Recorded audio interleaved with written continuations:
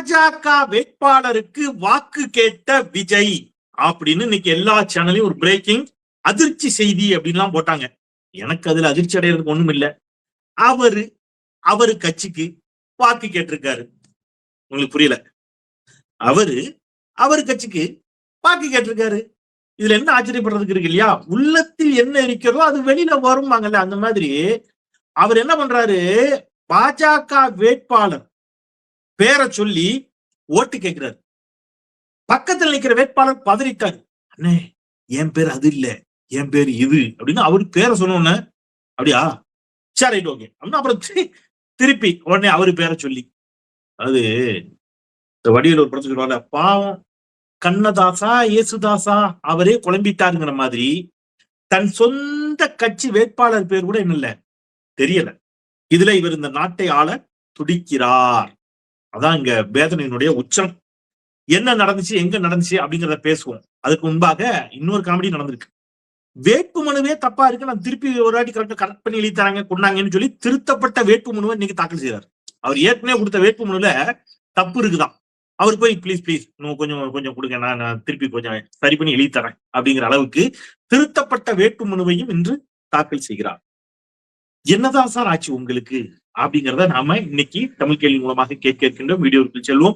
அனைவருக்கும் வணக்கம். இந்த தமிழ் கேள்வி வேண்டுமொழி சந்திப்பது மிக்க மகிழ்ச்சி. நான் செந்தில் வேல்விச்சு. தமிழ் கேள்வி மறக்காம சப்ஸ்கிரைப் செய்து பாருங்க, உங்கள் பேராதரவை தாருங்கள் என்று கேட்டுக்கொண்டு, இன்னைக்கு திருவாளர் விஜய் அவர்கள் புதுச்சேரி யூனியன் பிரதேசத்துக்கு உட்பட்ட பகுதிகளில் இன்னைக்கு பரப்புரை செய்திருக்கிறார். பாஜகவினுடைய கூட்டணியாக அங்கே இருக்கக்கூடிய புதுச்சேரி முதலமைச்சர் பேரை கூட அவர் சொல்லி விமர்சிக்கல.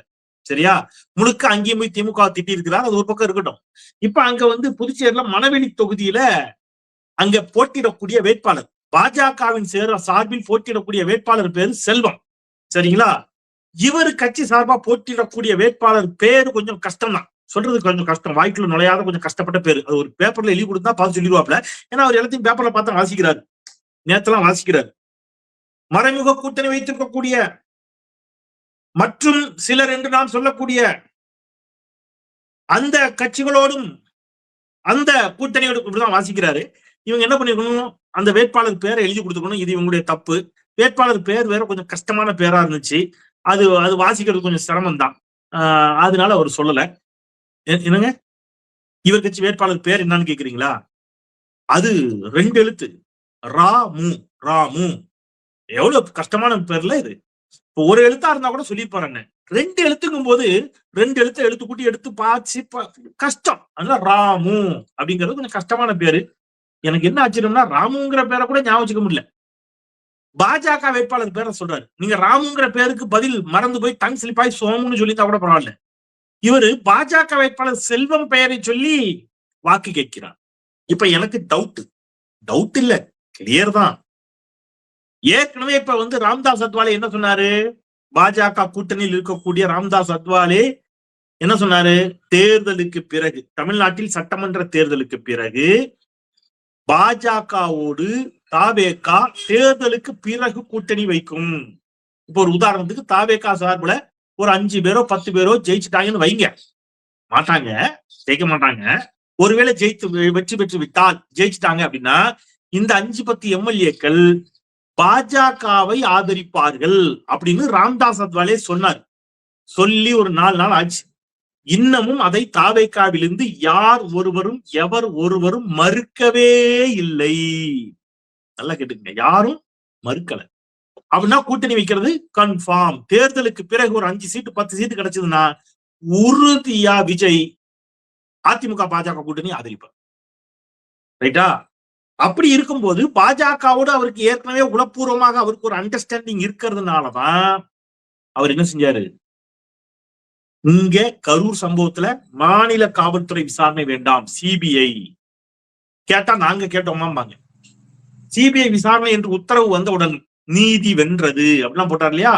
அப்ப அவருடைய ஒன்றிய அரசினுடைய கட்டுப்பாட்டுல அல்லது ஒன்றிய அரசினுடைய விசாரணை அமைப்பிற்குள் இருந்தா அது நமக்கு பாதுகாப்புன்னு அவர் நினைக்கிறார். அதுக்கு ஏத்த மாதிரிதான் அவரை விசாரணை பண்ணி சிபிஐ அனுப்பியதா அப்படிங்கிற கேள்வியும் எழுந்துச்சு. எப்ப சிபிஐ விசாரணை முடிச்சுட்டு வர்றவர் எப்படி வரணும், ஹலோ ஹாய் கையாட்டிக்கிட்டே வந்தார் வண்டியில இல்லையா? அப்ப என்ன நடக்குது, சிபிஐ ஆபீஸ்ல நமக்கு பயங்கர ஃபேன்ஸ், அண்ணனுடைய ஃபேன்ஸ் அங்கேயே இருந்தாங்கன்னு ஆதவர்ஜனா சொல்றாரு. அப்போ இது எல்லாத்தையும் நீங்க சிபிஐ மறுக்கல. அப்ப இவருக்கு ஆதரவாகத்தான் சிபிஐ இருக்கிறதா? அப்போ சிபிஐ இவருக்கு ஆதரவாக இருக்கின்ற காரணத்தினாலேயே பாஜகவிற்கு இவர் நஞ்சு கடன் பட்டிருக்கிறாரா போன்ற பல கேள்வி அடுத்தடுத்து எழும். அது ஒரு பக்கம் இருக்கட்டும், அதை விட்டுருங்க. இப்ப சென்னையில முதலமைச்சர் போட்டியிடும் தொகுதியில பேசுகின்ற பொழுதே வேட்பாளர் இங்க முதலமைச்சர் போட்டியிடும் தொகுதி கொளத்தூர்ல போய் பிரச்சாரம் பண்ணாரு விஜய். அவருடைய கட்சி வேட்பாளர் பெயர் பாபு. அவர் யாருக்கு ஓட்டு கேட்டா தெரியுமா? பிரபு என்ற நம்முடைய வேட்பாளர். அங்க நிக்கிறது பாபுவா பிரபுவா தெரியல விஜய்க்கு. பாண்டிச்சேரியில செல்வமா ராமுவா தெரியல விஜய்க்கு. இதுக்கெல்லாம் என்ன காரணம் நினைக்கிறீங்க? சொல்லுங்க பார்க்கலாம். ஏன் விஜய் பெயரை மாற்றி சொன்னார்? நான் சொல்லட்டுமா? உண்மையான காரணத்தை நான் சொல்லட்டுமா? தயவு செய்து யாரும் அதிர்ச்சி ஆயிடாதீங்க, பின்னூட்டத்துல திட்டாதீங்க. ஏன்னா அதிர்ச்சியான உண்மையான சில உண்மையை உடைச்சு பேசிதான் ஆகணும். எவ்வளவு நாள் மறைச்சு வைக்கிறது? ஏன் அவர் பெயரை மாற்றி பேசினார்? டங் ஸ்லிப் ஆயிடுச்சுன்னு நினைக்கிறீங்களா? என்ன காரணம்? இது திமுகவின் திட்டமிட்ட சதி. அவர் பெயரை மாற்றி சொன்னது திமுகவின் சதி.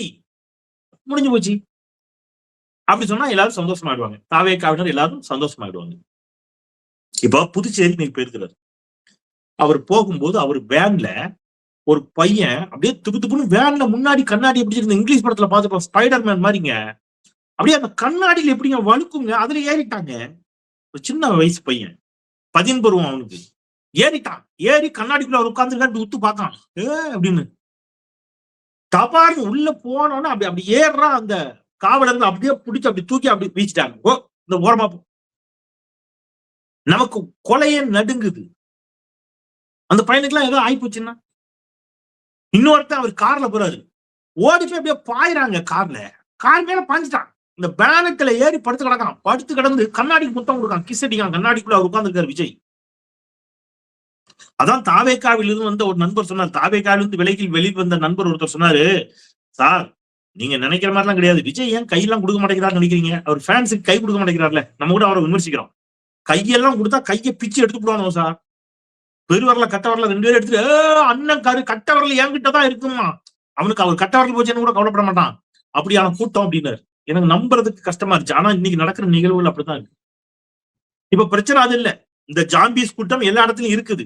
ஆனா இப்ப புதுச்சேரி காவல்துறை ஏன் இதை கட்டுப்படுத்தவில்லை அப்படிலாம் கேட்கணும்ல. புதுச்சேரியில போய் இவருக்கு என்ன இல்ல பாதுகாப்பு கொடுக்கல அப்படிலாம் நீங்க கேட்பீங்களா? தமிழ்நாட்டிலயும் நடக்குது. தமிழ்நாட்டிலையும் கார் முன்னாடி பாயிறான், வேன்ல ஏறுறான். இதெல்லாம் தமிழ்நாட்டிலயும் நடக்குது, புதுச்சேரியிலயும் நடக்குது. இன்னைக்கு புதுச்சேரியில போய் பரப்புரை செஞ்சீங்கல்ல, புதுச்சேரியில உங்களுக்கு காவல்துறை போதிய ஒத்துழைப்பு கொடுத்துச்சா இல்லையா? புதுச்சேரி காவல்துறை யூனியன் பிரதேசத்துல உள்துறையினுடைய கட்டுப்பாட்டுல அது இருக்கும். முதலமைச்சர் கட்டுப்பாடு கிடையாது, உள்துறை கட்டுப்பாடு ஹோம் மினிஸ்டர் அமித்ஷாவின் கட்டுப்பாட்டுல இருக்கும். நீங்க அங்க இந்த மாதிரியான விமர்சனத்தை வைப்பீங்களா? கிடையாது. அப்போ தமிழ்நாடுனா மட்டும் நீங்க நினைச்சுவீங்க, தமிழ்நாடு காவல்துறை திட்டுவீங்க, தமிழ்நாட்டில் இருக்கக்கூடிய ஆட்சியாளர்களை திட்டுவீங்க.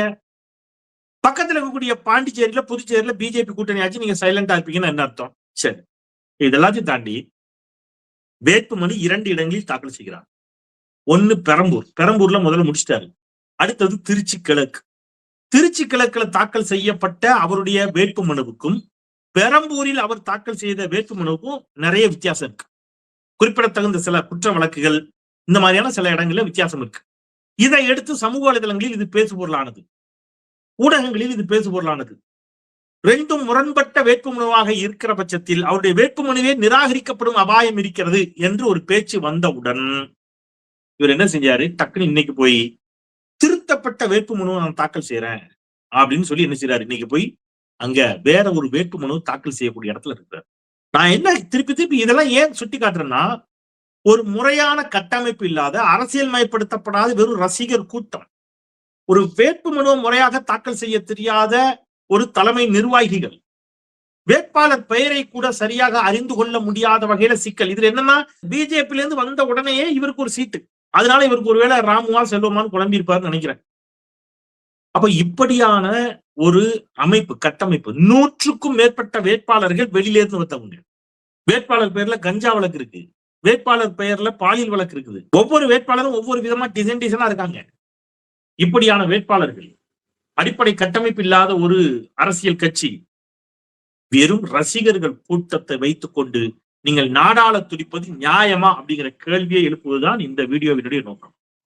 நம்ம திருப்பி திருப்பி என்ன சொல்றோம், நீங்க அறிஞர் அண்ணாவை உதாரணம் காட்டுறீங்க. பேரறிஞர் 1967 ஏற்பட்டது போன்ற ஒரு மாற்றம் தமிழ்நாட்டில் ஏற்படும் அப்படின்னு நீங்க சொல்லிக்கிற பொழுது 1967 ஏற்பட்ட மாற்றம் ஒரே நாளில் ஏற்பட்டது அல்ல. 1949 தொடங்கப்பட்ட இயக்கம் திராவிட முன்னேற்ற கழகம். அப்ப முதல் தேர்தல அவங்க போட்டியிடல. இரண்டாவது தேர்தலில் போட்டிட்டு 15 இடங்கள், அப்புறம் 50 இடங்கள், அப்புறம் தான் ஆட்சி. அப்ப எத்தனை ஆண்டு கால போராட்டம், எத்தனை ஆண்டு கால உழைப்பு, தேர்தல் அரசியலில் மட்டும் அத்தனை ஆண்டு கால உழைப்பு. அதற்கு முன்பு இருந்தே பெரியாரிய பாதையில் பேரறிஞர் அண்ணா, முத்தமிழ் டாக்டர் கலைஞர் உள்ளிட்டவர்கள்லாம் அங்கிருந்தே பயணப்பட்டு வந்தவர்கள் இல்லையா? இதைத்தான் நம்ம திருப்பி திருப்பி சொல்றோம். அப்ப நீங்க டைரக்டா சினிமால இருந்து வருகின்ற பொழுது கார் கண்ணாடியில ஏறுவான், கண்ணாடிக்கு கிஸ் அடிப்பான், இதெல்லாம் நடக்கும். பட் மக்களுக்காக களத்தில் நின்று நீங்கள் மக்கள் மனங்களை வென்றெடுத்திருக்கிறீர்களா அப்படின்னா இல்லை. இன்னைக்கு ஒன்றிய அரசு ஒரு சட்டம் கொண்டு வருது. ஏற்கனவே வகுப்பு வாரிய சட்ட திருத்த மசோதா, இஸ்லாமியருடைய சொத்துக்களை முடக்கக்கூடிய விதத்துல வகுப்பு வாரிய சட்ட திருத்த மசோதா, இப்போ ஒரு சட்டம் கொண்டு வந்திருக்கிறாங்க. அதில் கிறிஸ்தவ என்ஜிஓக்கள், கிறிஸ்தவ நிறுவனங்கள், தொண்டு நிறுவனங்களினுடைய சொத்துக்களுக்கு, அதனுடைய நிர்வாக உரிமைகளுக்கு, அவர்களுக்கு வரக்கூடிய நன்கொடைகளுக்கு எல்லாம் மிகப்பெரிய ஒரு என்ன சொல்லிட்டு இருக்காங்க, ஒரு மிகப்பெரிய சூழ்ச்சி மூலமாக கிறிஸ்தவ தொண்டு நிறுவனங்களை முடக்கக்கூடிய ஒரு வேலையை இன்னைக்கு பாஜக ஒரு சட்டத்தின் மூலம் கையில் எடுத்திருக்கிறது. திமுக மிக கடுமையாக எதிர்த்து விட்டது. இன்னைக்கு நாடாளுமன்ற உறுப்பினர் வழக்கறிஞர் வில்சன் அவர்கள் பத்திரிகையாளர்களை சந்தித்து இதை பற்றி விரிவாக பேசுகிறார். திமுக கட்டும் எதிர்வினையை முதலமைச்சரே ஆட்சி விட்டார். ஒப்புக்கு தாவேக்காவும் ஒன்னு சொல்லி வச்சிருக்கிறாங்க. ஆனா இன்னைக்கு அதிமுக பாஜக கூட்டணியில் இருக்குது. அதிமுக இதை காத்திரமாக எதிர்க்குமா? எதிர்க்காது. சரி, விஜய் காத்திரமாக எதிர்க்கிறாரா? இல்ல. அதான் சொல்றேன், இவர்கள் எல்லோரும் பாஜகவின் மறைமுக கூட்டாளிகள். நாளைக்கே அதிமுக பாஜக கூட்டணி வெற்றி பெற்று ஒரு 10-15 தொகுதி தேவை ஆட்சி அமைப்பதற்கு. ஒருவேளை விஜய்கிட்ட ஒரு 10 தொகுதி இருக்குது அப்படின்னா, 10 எம்எல்ஏ சீட்டு இருக்குது, வெற்றி பெற்று ஒரு 10 எம்எல்ஏ விஜய் கையில இருக்கிறாங்க. ஆட்சி அமைப்பதற்கு அதிமுக பாஜக கூட்டணிக்கு ஒரு 10 எம்எல்ஏ தேவைப்படுறாங்கன்னா ஆதரவெல்லாம் போய் கேட்கவே வேண்டாம் விஜய் கிட்ட. நேரடியாக விஜய் பாஜகவை தேடி சென்று தன்னுடைய ஆதரவை தெரிவித்துள்ளார். சோ அதனாலதான் சொல்றேன், இவ்வளவு ஆபத்தான மனிதர் என்பதற்காக இந்த உதாரணங்களை பட்டியலிடுகிறேன். நீங்க உணர்ச்சி வயப்பட்டு நல்லா நடிக்கிறாரு, நல்லா டான்ஸ் ஆடுறாருன்னு கண்ணாடியில தொங்குறது, அந்த டிசைனா என்னெல்லாமோ பண்ணுவீங்களே அந்த மாதிரி பண்ணிக்கிறது, அதெல்லாம் பண்ணிக்கிட்டு அதோட நிப்பாட்டிக்கிடுங்க. ஓட்டெல்லாம் போய் அதுக்காக போட்டீங்கன்னா மிகப்பெரிய சிக்கலுக்குள் இன்னலுக்குள் உள்ளாவீர்கள் என்பதை எச்சரிப்பதே இந்த வீடியோவினுடைய நோக்கம் என்பதை சொல்லி மீண்டும் சொல்றேன், விஜய் அரசியலுக்கு வந்ததே தப்பு அப்படின்னு பேசக்கூடியவன் அல்ல நான். தொடக்கத்திலிருந்து அதை தெளிவா பேசிட்டு வரேன். யார் வேணாலும் அரசியலுக்கு வரலாம், ஆனால் உங்கள் தொண்டர்களை அரசியல் மயப்படுத்துங்கள், உங்கள் ரசிகர்களை அரசியல் மயப்படுத்தப்பட்ட தொண்டர்களாக மாற்றுங்கள், மக்களோடு களத்துல நின்னுட்டு சண்டை போடுங்க அப்படிங்கறதுதான் ஒரு பண்பட்ட அரசியல் கட்சிக்கு அதுதான் என்ன சொல்றது அடையாளமாக இருக்கும் என்பதை சொல்லி மீண்டும் ஒரு முறை தமிழ்க்கையில சப்ஸ்கிரைப் செய்து பாருங்கள், உங்கள் பேராதரவை தாருங்கள் என்று கேட்டு விடைபெறுகின்றேன். குரலற்றவர்களின் குரலாய் நான் செந்தில். நன்றி.